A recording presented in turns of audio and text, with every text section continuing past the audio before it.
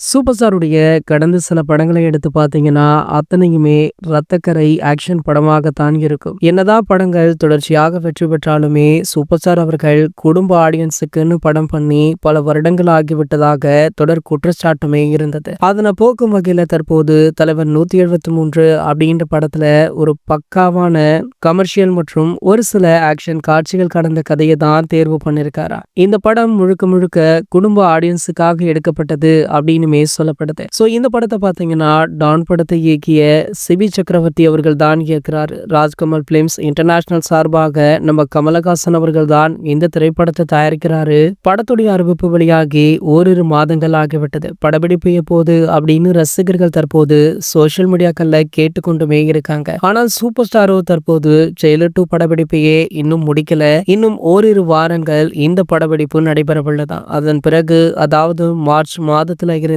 தலைவர் 173வது திரைப்படத்தின் படப்பிடிப்பு ஆரம்பமாக இருக்கு. அதுவுமே ஒரு பூஜையுடன் அப்படின்னு சொல்றாங்க.